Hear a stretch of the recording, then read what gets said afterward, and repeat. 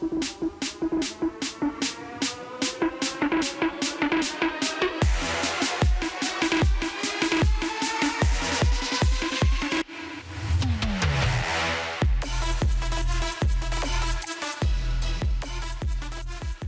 welcome back to the SportsMax Zone. Track and field takes the spotlight now as we look back at the Oslo Diamond League meet, which took place earlier on Thursday.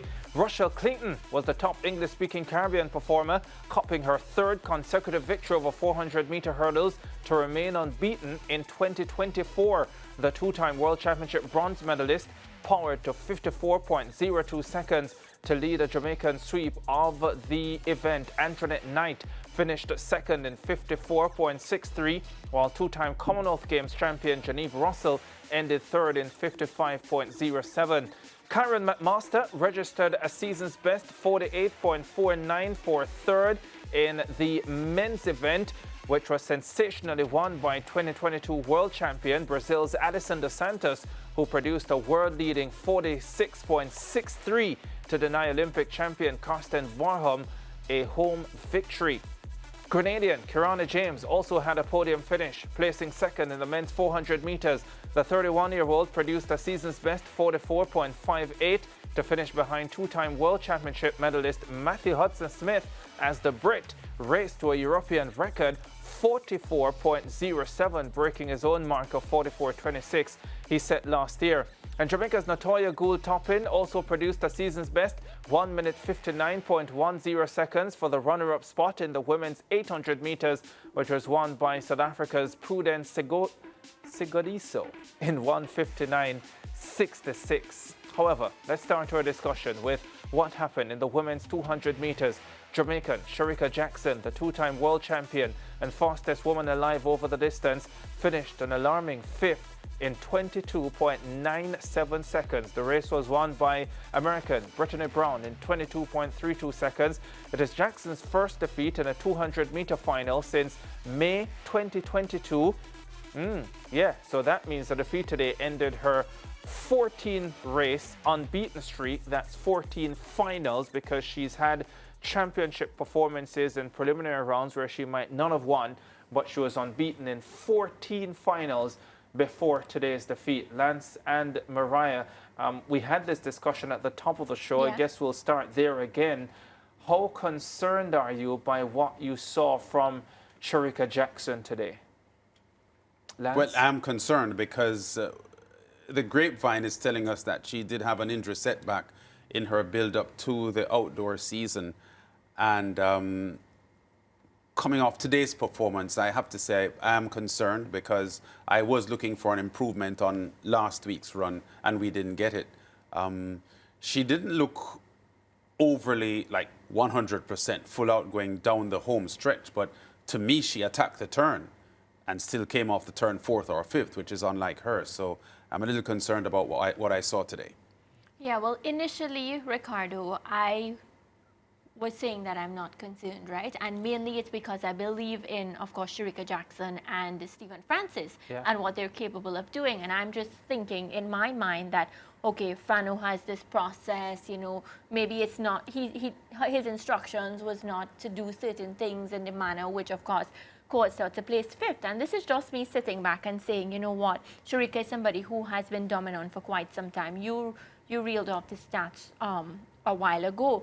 So I'm just sitting here now as, of course, a supporter of Shericka Jackson, just hoping that, nothing is wrong. But then I think about all these different aspects of, really and truly, she did slow down coming down to the end.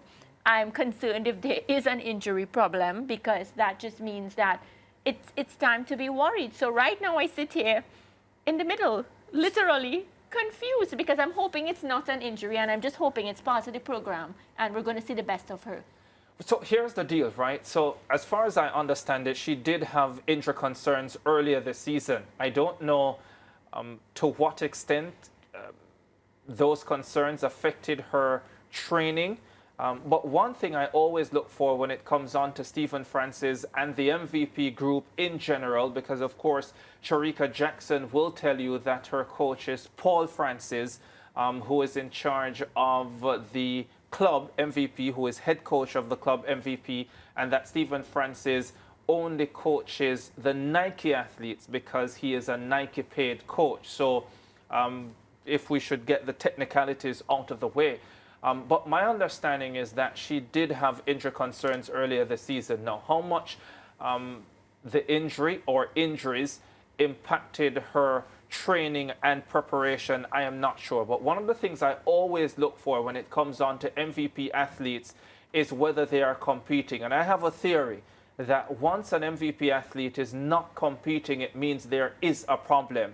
And the fact that Shericka Jackson was withdrawing early season from a number of meets said to me, even before I got somewhere that yes, there might be a problem, that there was a problem, because it is not in the DNA of the MVP group not to have their athletes competing and competing consistently unless they are hurt.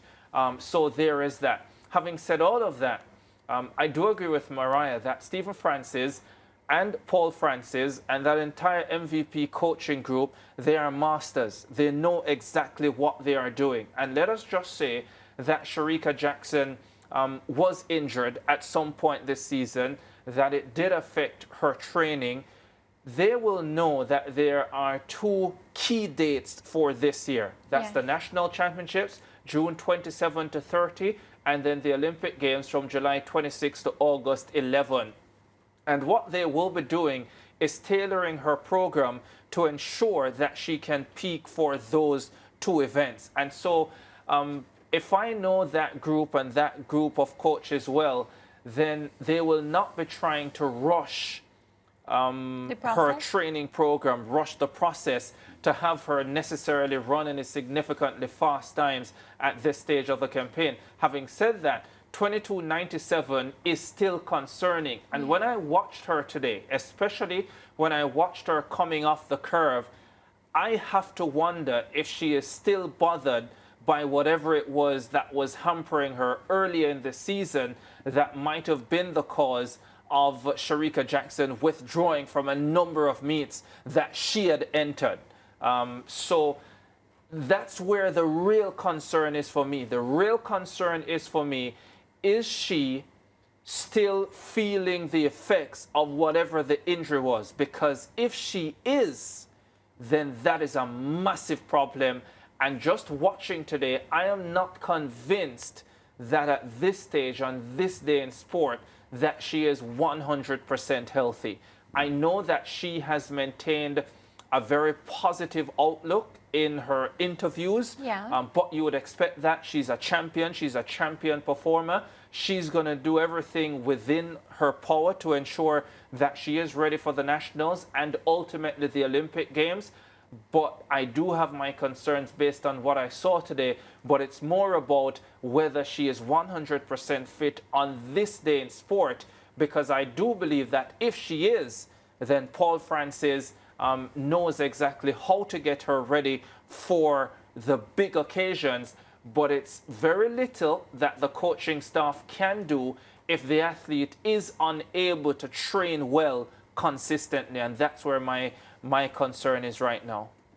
I'm also wondering, having said all of what you've said, if it is that things aren't good enough for her to double this outdoor season, because if it is that she has been bothered by an injury and her training hasn't been as full scale as it needed to be, the 100 being a more explosive event may lead her coaching panel to focus more on the 200 as a less explosive event, although depending on the injury, running a curve may also be a problem. I was about to say that, Lance, that it really does depend on what the injury is. Yes. Because you looked at the curve today, that did not look like a normal Shericka Jackson curve. No, it didn't. And so I wondered if whatever the injury was affecting her more off the curve than it was in the straight. So that will have to be taken into account as well. I remember 2009, oh gosh, I'm trying to remember exactly what was the injury that Veronica Campbell-Brown had. And one of the things that she kept saying is that it would impact her significantly more running the curve. Yes. Okay. And that's the reason why, for example, she did not want to run the first or the third legs on the 4x100 team. And we all know the debacle that unfolded in Berlin that ultimately led to her not running the 4x100 final. So there is that to consider as well, depending on what the injury is. But I do believe, though, that you're onto something, and it will ultimately be part of the conversation. Yes. That if she is still not at 100% when the nationals come around, that her coaching and management staff may be thinking, do we still double her or do we just choose one event? Yes. I think that will be a consideration depending on how she is feeling. But team, with everything that's happening, right? I only have one question that keeps floating around my brain. Are you all concerned about the medal prospects for this Olympics for Jamaica? I am not, because I think the depth of Jamaica's track and field is the best it has ever been. Okay. And so there are concerns around the big three women who have brought a lot of medals in recent years: Shelly-Ann Fraser-Pryce, Elaine Thompson-Herah, and Shericka Jackson. But I think when you look at the Jamaica team as a whole, there is quality right across the board in so many of the events. The sprint hurdles for men and women, in the field events as well, the men's long jump, the men's triple jump, 400-meter hurdles for women especially. There's Rashawn Clark, who is rising fast in the men's 400 hurdles. So there is a lot of quality all around. So personally for me, I am not overly concerned about the medal prospects, but it does hurt you if three of your premier athletes and three of the athletes who you know when they're at their best, you can bank on them to get medals, and if they're not 100% healthy and are not 100% ready for both the nationals and the Olympic Games, then I can understand why that would be concerning for fans of the sport and fans of Jamaican track and field. Yeah, and Ricardo, the depth that you just spoke of was advertised in the 400 hurdles today with a 1-2-3 for the women, with Rochelle Clayton keeping her undefeated record intact. Yeah, she's had a fabulous season so far, Lance, and that's to back up the great 2023 season that she had, barely missing the World Championship silver medal on the line in Budapest. But yeah, it's been a great start, and I was reading where she said following today's race that she has been training through a lot of these meets, which usually tells you that the athlete has a lot more to give, and when she tapers off for the nationals, then you expect some significantly faster times than what she has been producing, albeit that 54.01 today came in very tough conditions. It was raining in Oslo. It also seemed pretty cold. So that performance is a real quality performance for her. Dos Santos went 46.6 though. Yeah. He did. Minutes before, wasn't it? Minutes before in tough conditions as well. I think it started raining just about when the 400 hurdles races were about to get going. So, yeah, tough conditions. And again, listen, Dos Santos is ridiculous, right? So is Karsten It's how he went Varholm. about it too. These guys are not normal. They're not normal. Rai Benjamin is in the conversation as well. Lance, we sat in commentary 3 years ago when Karsten Varholm broke the 400-meter hurdles record and went 45.94. And I thought it was the most unbelievable thing I'd ever seen in all track and sport. field. In all sport. I think you probably. said so, yes. I was so shocked.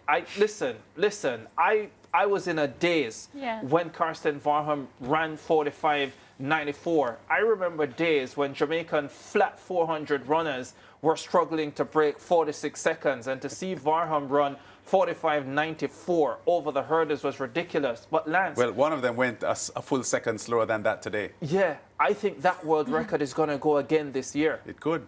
I think for sure Alison Dos Santos will go under it. Based on what I saw from Rai Benjamin in his opener, I think he'll go under it as well. I'm not 100% sure about Varholm, by the way, but again, I think he has the ability to get close to it as well. And I can't believe I am sitting here 3 years later saying that there is a possibility that he breaks, that world record will be broken again. But I really do believe it's possible that one, if not all three, could go under 45.94. That's exciting times, though. For the 400 hurdles, yes, I think it's probably the best event in track and field right now. Problem is, it's not the 100. Oh. Yeah, we also saw a European record today from Matthew Hudson-Smith in the men's 400 meters, 44.07. Yeah, he did. Yeah. I remember seeing him at the Jamaica Athletics Invitational, and I thought then that he looked in the best shape I'd ever seen him. He just looked so strong and composed, and he showed that today. He really attacked the race. And to go 44.07 in an event that I'm starting to think is quite open. So at the start of the year, I thought to myself, well, the reigning Olympic champion, Stephen Gardner, out of the Bahamas, starts as favorite once he's healthy. He's not lost a race that he's finished since, I think, 2017. So he's shown that whenever he's healthy, it's almost impossible to beat Stephen Gardner. He's a terrific competitor, so much talent.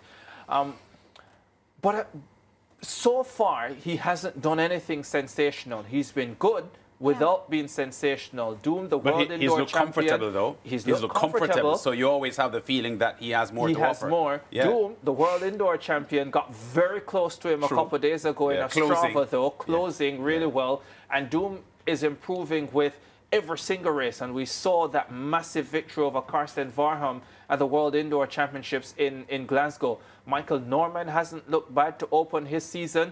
Matthew Hudson-Smith has looked fantastic, and he said that last year he had some injury issues, tendonitis specifically, and that he is healthy this year.